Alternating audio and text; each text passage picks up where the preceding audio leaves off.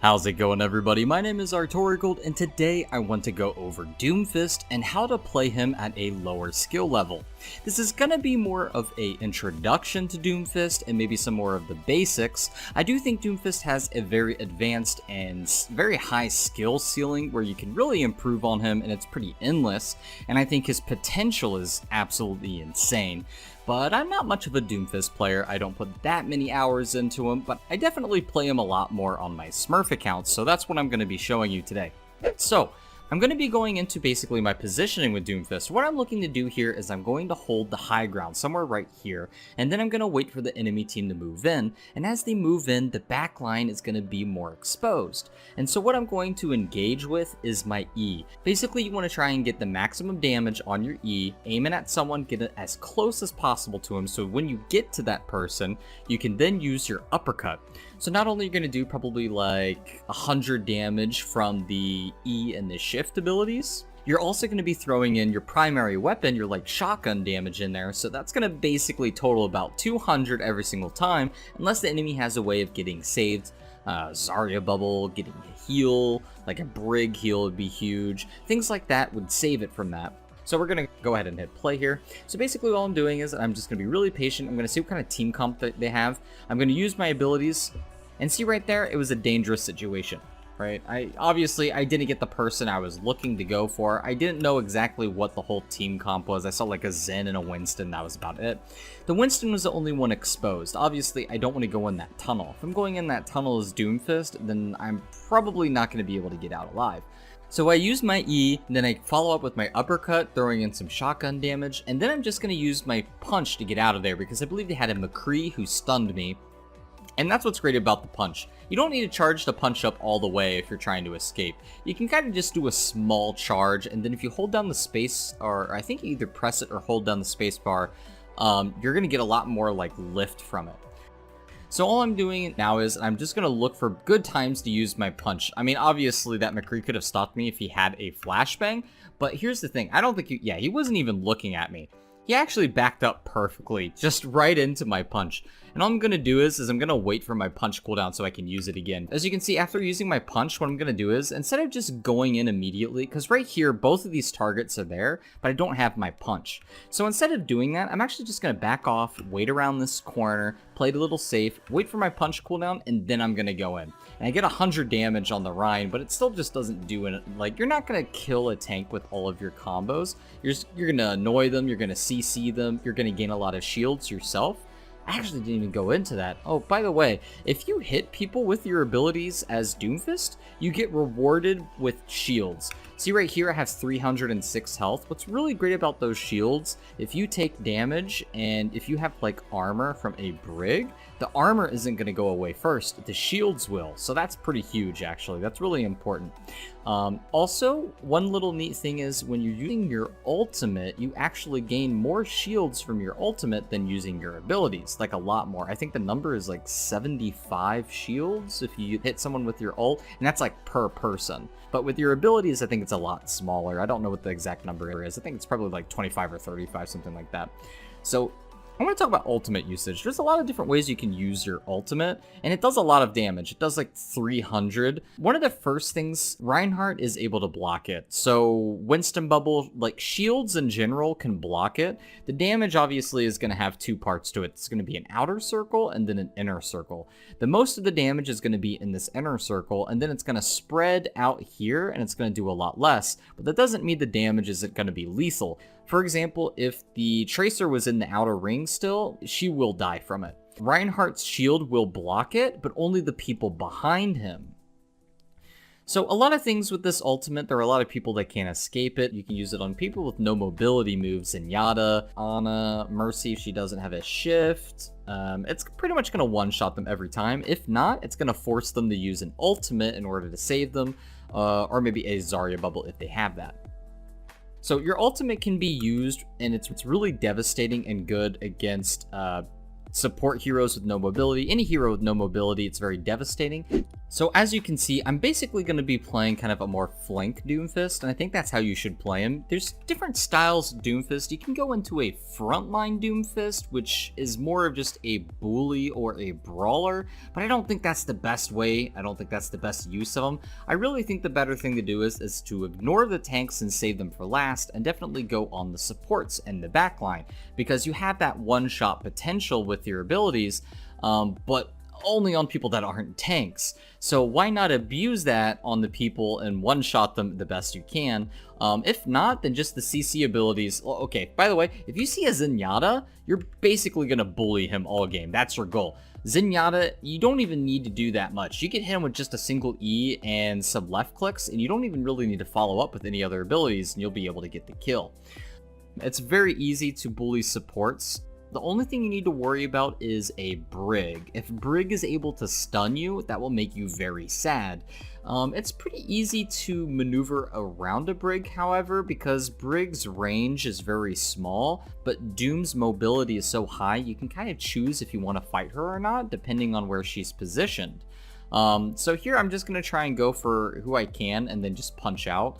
Unfortunately, I don't make it there. I believe the McCree flashbanged me, and that could punish you. But that goes into the same thing with Brig. So the things that punish Doomfist are stuns. And that also includes hacks like Sombra. So Brig's stun can be pretty devastating if she's able to hit you. A McCree flashbang is the same thing. And hack is completely devastating to a Doomfist, especially as an ability-focused character in general is basically just going to have a miserable time against Sombra, who completely disables all of the abilities. So here I'm going to go ahead.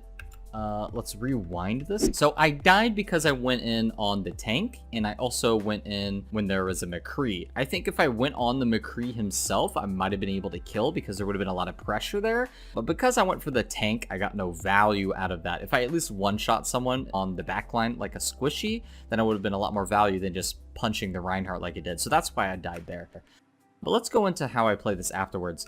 So yeah, this is what you want to do. You want to go for the Zenyatta every single time. Like I said, Zenyatta is just not able to do anything against a Doomfist with full HP. I mean, he will discord you and maybe hit you with like 1 or 2 orbs at best. Unless he has a volley saved up and he hits you with every single one, it's just not going to do anything. And all of your abilities are completely devastating to him. You hit him with an E, uppercut, punch, it doesn't matter. Any ability and he's going to just go down, no problem. And of course, very easy to bully the tanks in this position. Because the DPS are dead and the support are dead, that's when you should go for the tanks. Definitely save the tanks for last unless you notice that they're against a wall and they're at half HP. If you're able to hit someone against the wall, it does 250 total, which is enough to do pretty decent damage, about half HP to most tanks, unless you're considering like Roadhog, who has 600, but characters like Reinhardt have 500. So here's something that I was considering doing, and I'm glad that I didn't do it. So this is a good example of your ultimate and how it can be used. Obviously, I really wanted that Winston. He got away with 1 HP. So here I'm going to be using my ultimate to go to safety, because not only is a Hanzo Stormbow going to do a lot of damage to me, I'm missing a lot of my cooldowns too. As you can see, I miss every single one of my cooldowns. I use my E. The only thing I have up right now is my uppercut. I don't even have my punch. Even if I went for the punch, I think that would have been a bad play, and I'll tell you why. Not only because the Stormbow does a lot of damage, and he can also do like headshots or just kill me instantly. As you can tell, I'm already like 100 health, but there's a McCree. McCree's going to flashbang me and just completely ruin me, and these two are going to be able to kill me easily. So I want to use my ult. Now, there are a few different options that I had with my ultimate. I could have tried to go for the kill with the ult, and there is a potential there. It's not terrible. I mean, both of these characters have mobility moves. He can somersault and he can use a little roll, and you might get one of them, but you're not going to get both of them. So it's kind of a riskier play to go for the kill. I definitely like it, but here's the reason why I don't think that you should do the aggro play here. Right up here, 30 seconds left in the game. In that situation, you're not going to get back in time to help your team. You got to look at the risk versus reward in this situation. Yeah, I could get 1 kill on them, but this is going to be the last fight. It's 30 seconds. Worst case scenario, I land on it like on the ground somewhere right here. They both roll away to the side, then they just flashbang me and kill me, and there's nothing I can do about that. So in that situation, I'm in spawn, and I'm getting back when maybe like 5 seconds left, and the fight's probably already been determined at that point. So instead of doing that, even though it's an ultimate, and even though you can get kills with the ultimate, I know this is weird to say, you could just escape with it. So that's exactly what I'm gonna do. You can tell I wanted to go for it though. As you can see, I even move forward. Another big part with this ability, by the way, is the enemy team can hear you and can tell if you're close to them or if you're further away from them. And this can be kind of a big mind game thing that you can do with them too. I don't think that was my intention. My intention right there is, oh man, I want those kills, but I'm just not going to go for it. So here I'm just going to go back, I'm going to get healed up, go for the med pack. And I think that's overall a much smarter play. It's definitely a big brain play. It's a very safe and unrisky play, but sometimes those are the plays you have to go for if you want to be able to win.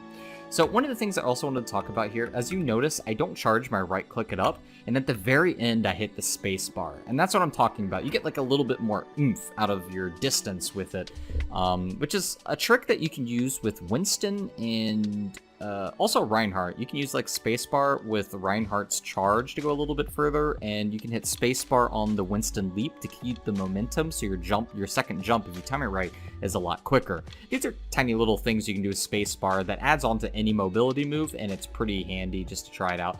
So here I'm going to go on the Moira. She uses Fade. It was a really good idea that she swapped off Ana to Moira because Fade is a lot more effective. So even at the higher level, getting a sleep dart on a Doomfist, it's very difficult unless you're like a serious Ana pro. It's very difficult to do that. He just comes in from these crazy unexpected angles at very fast speeds, and that's exactly what your goal is as Doomfist. You want to come from weird angles on the high ground, E in on someone, at times that they don't expect, and they are distracted by something else, so they don't have as much time to react. Let's get back onto the game. So it's overtime situation here. I'm imagining that I'm just going to play this a little slower, and I'm going to try and go for the Moira here because I know her Fade ability is gone.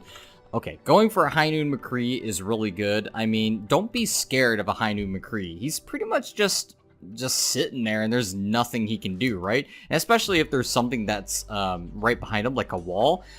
But one thing I don't think I've talked about this is your Rocket Punch actually has a stun mechanic. So the part when you hit him against the wall doesn't have it, but the initial damage that you do with Rocket Punch, it actually has a very tiny stun. And this means you can interrupt abilities. High Noon, for instance, you can interrupt it with a punch. In this instance, I killed him, but even if he didn't have a wall or something against him, I could have gone for the Rocket Punch, I would have stunned him, and the High Noon would have been cancelled. This also can stun and stop things like Lucio ults and Rhine ults, things that have a little bit longer time to try and activate. It can also stop Roadhogs from using their breather, or vape as I like to call it, and it's a really effective tool to stop people from being able to want to do things. So keep that in mind when using Rocket Punch, that it has a tiny little bit of a stun, and it could stop people from using abilities. Using on a diva who's trying to get on a mech can also be really strong too. Just stop it completely. So yeah, keep those things in mind with Rocket Punch. It has a lot more uses if you think of it that way. So here, yeah, definitely just use everything I can on a person. I could have probably just gone in for a melee on that baby diva right there instead of going for the uppercut, which would have been probably a better use of my abilities, but since it was overtime and a lot of them were dead, I just wanted to get the kill as quickly as possible. So playing the offense Doomfist and defense Doomfist, there are a lot of, I'm giving Moira a little bit to think about there. Giving her some nods, some, you know, the what have yous. I'm just pushing her into a corner. That's all I'm doing right there. And she's a little upset about that, but that's okay. She's gonna get over it because we're getting that fat W. So we only need one tick to win. So I imagine there's probably not too much we need to do here. We just need to be kind of safe. Okay, so they have a Bastion.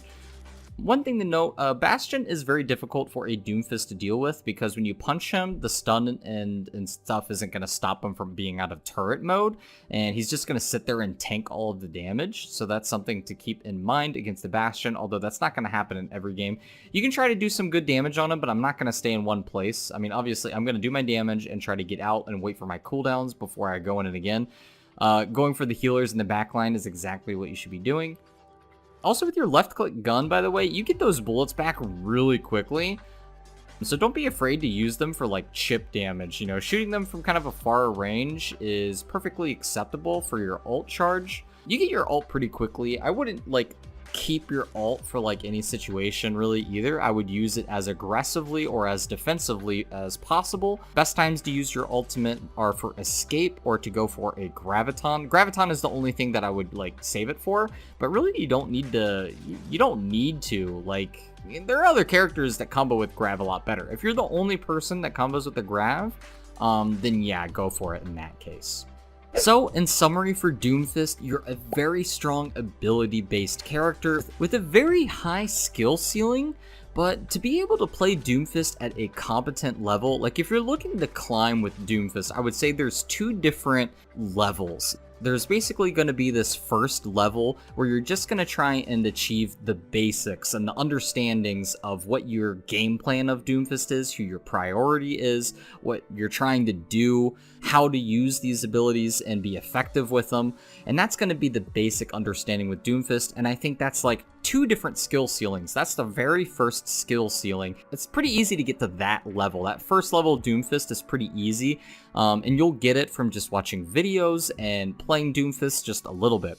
The second level is very high skill ceiling, and that's going to come in, a lot of that is going to come into play with the maps, knowing the spots where you can just sit there and hover and get maximum E range, knowing about timing, knowing about where to go for those maximum E ranges. There's a lot of crazy things with the combos and all kinds of like mobility moves and just practice with aiming and how to use Doomfist in general as a character. There's a lot of crazy stuff that goes into that second level, and that's going to be a lot of playtime before you get to that. However, I think if you're mastering just the basics of Doomfist, you can easily climb to Diamond and even probably Masters, low Masters, with a very basic knowledge of Doomfist. So there's a lot of different things that go onto that advanced level, but this is definitely more a basic guide that I want to help teach you to get that basic understanding, that very first skill ceiling kind of mastered. Because once you do that, you can easily add Doomfist to your roster that way, and he's definitely going to be a very easy character to climb to Diamond with. So keep in mind with Doomfist to go for the backline and targets no mobility or no stuns, and then use your abilities like your E to engage. Rather than using your Rocket Punch, use your Rocket Punch to get the one-shot ability if you need to, but in a lot of scenarios, you want to keep your Rocket Punch to escape. It's extremely low cooldown, you can use it to get a lot of ground, you don't even need to charge it up all the way, you can just tap it and then use the spacebar like I said earlier, and you can get a lot of ground just by doing that. It's very easy to get out, escape because of your shields from hitting your E and uppercut, and then just re-engage once all of your cooldowns are up. I think another big part of Doomfist is to really look at the bottom right of your screen, really look at those cooldowns, know when you have them, when you don't, when to engage, and when to just play safe around corners and wait for those. So overall, that's all I have for today. Also keep in mind that your ultimate can be used as a disengage or escape tool. You don't always have to save it for big plays and to get those kills unless you know you're going to be able to get away safely. I think using your ultimate to escape is extremely valuable, especially in situations where it's close to overtime, because your life is really important, especially if you're on defense. I think your life is more valuable on defense than it is on offense. So anyways, that's all I have for today, guys. Hopefully I was able to help you guys out with a few things. Get out there and play some Doomfist and abuse him as long as you can, because Papa Jeff did say recently at BlizzCon that they are looking into nerfing him. So make sure to get your playtime in on him. Anyways, that's it for today, guys. I'll see you guys next time.